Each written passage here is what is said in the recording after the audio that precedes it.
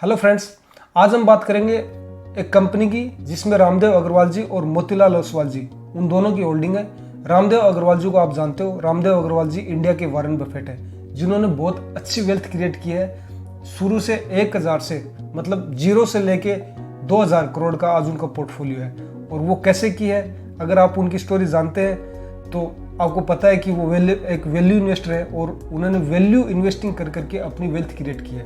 जो ये कंपनी है इसमें उनकी 1.5% होल्डिंग है और उनके जो फ्रेंड हैं, जो जिनके साथ वो शुरू से इन्वेस्टिंग करते आ रहे हैं, मोतीलाल ओसवाल जी, उनकी 1% से ऊपर होल्डिंग है। इस कंपनी का नाम है महाराष्ट्र स्कूटर। काफ़ी लंबे समय से इसमें ये होल्डिंग किए हुए हैं रामदेव अग्रवाल जी और मोतीलाल ओसवाल जी। काफ़ी लंबे समय से होल्डिंग करके और काफ़ी अच्छे प्रॉफिट के ऊपर बैठे हैं।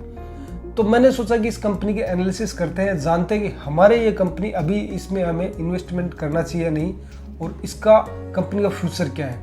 तो आज हम बात करेंगे कंपनी के, थोड़ी बिजनेस के बारे में बात करेंगे, थोड़ा हिस्ट्री के, कंपनी की हिस्ट्री क्या है, देन प्रेजेंट की बात करेंगे, उसके बाद में फ्यूचर की बात करेंगे, कंपनी का फ्यूचर कैसा है, और देन फंडामेंटल्स की बात करेंगे।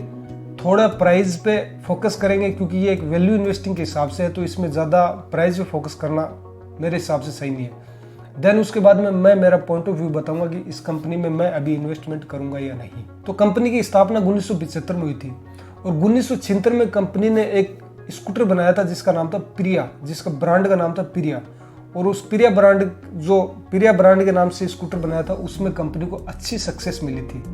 देन उसके बाद में 1978 में कंपनी ने स्टॉक मार्केट में अपने आप को लिस्ट किया और उसके बाद में 1978 के बाद में कंपनी की जब प्रिया ब्रांड थी उसको अच्छी सक्सेस मिल गई, स्कूटर्स अच्छे सेल होने लगे। उसके बाद में कंपनी ने 2 ब्रांड और बनाई, जिन ब्रांड्स का नाम था बजाज चेतक और बजाज सुपर, जो कि बहुत अच्छे बिकते थे। उनकी भी रेवेन्यू बहुत अच्छी हुई। उसके बाद में कंपनी ने काफ़ी साल तक अच्छी रेवेन्यू क्रिएट की। लेकिन आपको पता है पहले जो ये स्कूटर्स बनाते थे, जो महाराष्ट्र स्कूटर्स है, ये जो पहले जो स्कूटर्स बनाते थे, जैसे कि चेतक हुआ, सुपर हुआ, प्रिया ब्रांड हुई, ये सभी गियर वाले स्कूटर थे। और उसके बाद में जो हम लोगों का इंटरेस्ट है, वो जो नॉन गियर अभी जो स्कूटर्स चलते हैं, इनमें हमारा इंटरेस्ट ट्रांसफर हो गया, तो वो स्कूटर्स कोई खरीदता नहीं था। कंपनी ने स्कूटर्स की मैन्युफैक्चरिंग बंद कर दी। अभी जो कंपनी का प्रेजेंट बिजनेस है वो ऑटो एंसिलरी देन इन्वेस्टमेंट है। ऑटो एंसिलरी में जो प्रोडक्ट कंपनी बनाती है वो प्रोडक्ट्स हैं pressure dies, casting dies, jigs fixtures manufacture, ये मैन्युफैक्चर करती है वो, जो कि 2 व्हीलर्स और 3 व्हीलर्स के लिए मैन्युफैक्चर करती है।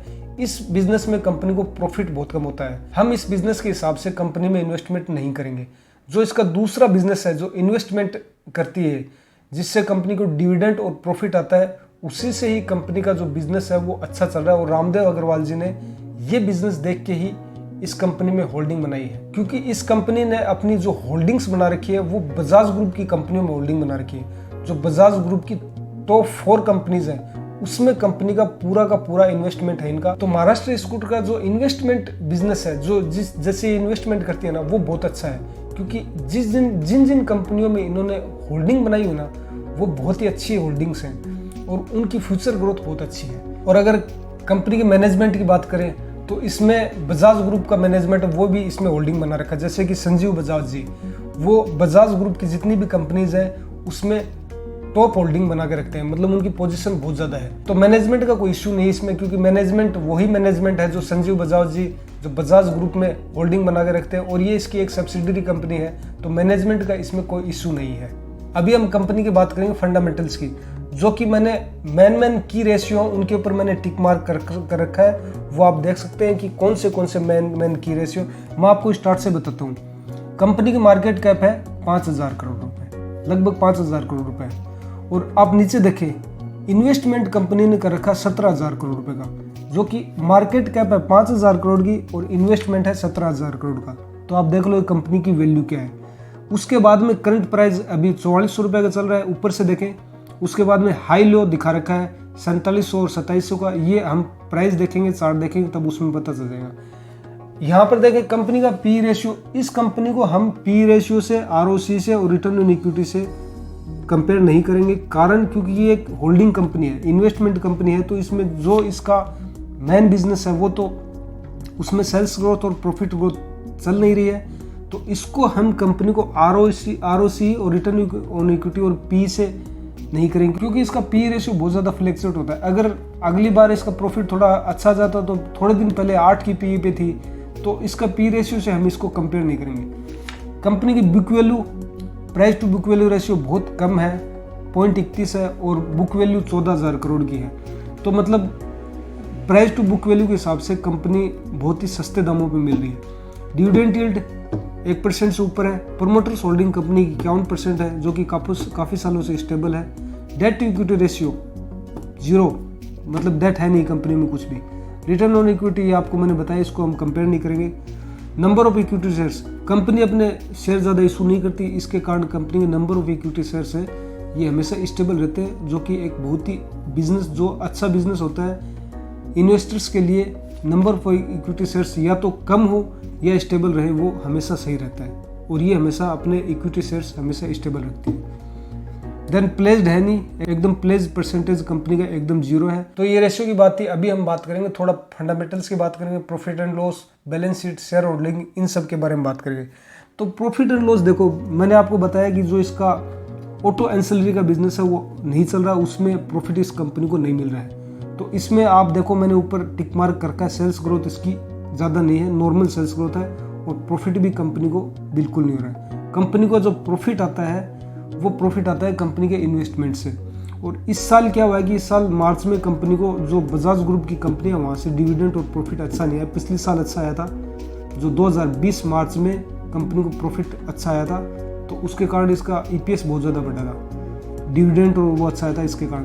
और इस साल आया नहीं, आगे का एस्टिमेट दिखा रखा है, वो आगे पता नहीं है कि ग्रुप कितना डिविडेंड देता है, वो सब उस पर इन्वेस्टमेंट बिजनेस के ऊपर डिपेंड करता है। ये जो सेल्स ग्रोथ है, इसके नंबर को देख के हम इस कंपनी में इन्वेस्टमेंट नहीं करेंगे। देन कंपनी के बैलेंस शीट की बात करते हैं। कंपनी की बैलेंस शीट बहुत अच्छी है, स्ट्रॉन्ग बैलेंस शीट है। आप देखो कंपनी के शेयर कैपिटल मैंने टिक कर रखे, अब कंपनी के शेयर कैपिटल हमेशा से स्टेबल है। 2012 से लेके 2021 तक कंपनी के शेयर कैपिटल 11.43 है। बोरोइंग्स, डेट कंपनी में 0 है, 1 रुपये का डेट नहीं है कंपनी में। उसके बाद में मेन पॉइंट, जब इस कंपनी में हमारा इन्वेस्टमेंट करने का पर्पज जो है वो यही है कि कंपनी के आप इन्वेस्टमेंट देखो, 2013 से लेके और 2021 तक इन्वेस्टमेंट देखो, 223 करोड़ का इन्वेस्टमेंट कंपनी करती थी 2013 में। आज कंपनी का 17,000 करोड़ का इन्वेस्टमेंट है। आपको इसके इन्वेस्टमेंट रेंज से पता चला जाएगा, जैसे जैसे इनका इन्वेस्टमेंट बढ़ता जा रहा है, वैसे वैसे आपको पता चल जाएगा कि कंपनी की जो इन्वेस्टमेंट बिजनेस है वो कितना अच्छा है। जो भी कंपनियों में इसने इन्वेस्टमेंट बना रखा है वो सभी कंपनियां स्ट्रॉन्ग कंपनी है। तो रामदेव अग्रवाल जी ने अगर इसमें इन्वेस्टमेंट किया है, तो इन्होंने इन्वेस्टमेंट तो इस कंपनी में किया है, लेकिन उनकी होल्डिंग्स इनडायरेक्टली बजाज ग्रुप में है। इसी कारण से रामदेव अग्रवाल जी ने इसमें इन्वेस्टमेंट किया है। ये कंपनी का शेयर होल्डिंग पैटर्न है।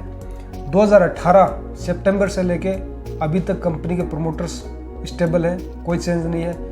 FI लगभग स्टेबल है, FI और DI तो थोड़ा बहुत ऊपर नीचे होती रहती है, वो भी स्टेबल है।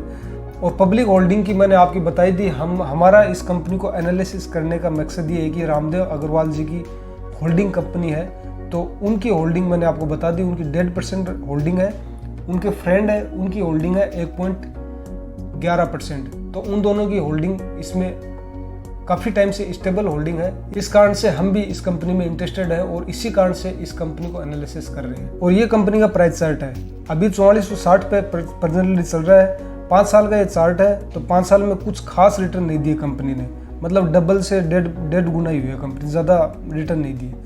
लेकिन हम फ्यूचर प्रोस्पेक्टस देखें तो कंपनी का ठीक है, अगर वो बिजनेसेस बढ़ते हैं तो कंपनी का प्राइस ठीक है। अभी कोविड आया था, कोरोना आया था, तो कंपनी ने नीचे 1819 के प्राइस बनाए थे, वो एक लेने का बहुत अच्छा मौका था, लेकिन उसमें सभी कंपनी के प्राइस नीचे गए थे, तो इसके भी चले गए, वो कोई एक बड़ा इशू नहीं है। तो अभी जो कंपनी के प्राइस चल रहे हैं वो 2019 जून में जो प्राइस थे वो प्राइस अभी चल रहे हैं। लगभग 2 साल से कंपनी के प्राइस, पहले जो प्राइस थे वही प्राइस अब आ रखे हैं। तो हमने लगभग कंपनी के बारे में जानने की कोशिश की है, बिजनेस के बारे में, फंडामेंटल्स और प्राइस चार्ट, इनके बारे में जानने की कोशिश की है।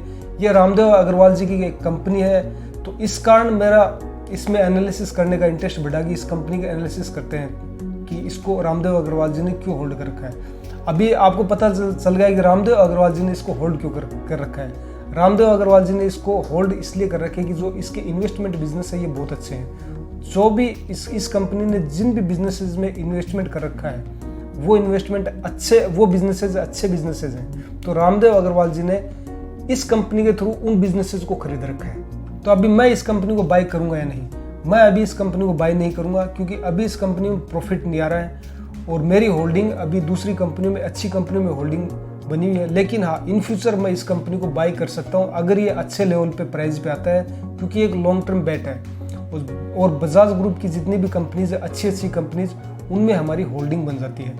इस कंपनी में मैंने बाइंग किया था, लगभग 2-3 साल पहले बाइंग किया था और 50% प्रॉफिट पे मैं बाहर निकल गया था। उसके बाद में इस कंपनी के अंदर मैंने बाइंग नहीं किया। लेकिन इन फ्यूचर शायद मैं इसमें बाइंग कर सकता हूँ। अभी मैं इसमें बाइंग नहीं करूँगा, क्योंकि अभी इसमें कोई मेरे को ना तो प्राइस के हिसाब से ना फंडामेंटल्स के हिसाब से मेरे को अभी कोई इसमें अपॉर्चुनिटी दिख नहीं रही है। तो अभी मैं इसमें बाई नहीं करूँगा। और अगर आप लोगों को बाई करना है ये बिजनेस, ये स्टॉक आपको बाई करना है, तो आप अपने वित्तीय सलाहकार से सलाह लें, उसके बाद ही इन्वेस्टमेंट करें और अपनी स्टडी और अपनी सोच समझ से इन्वेस्टमेंट करें। अगर आप लोगों को वीडियो अच्छा लगा हो तो लाइक करें, शेयर करें, सब्सक्राइब करें।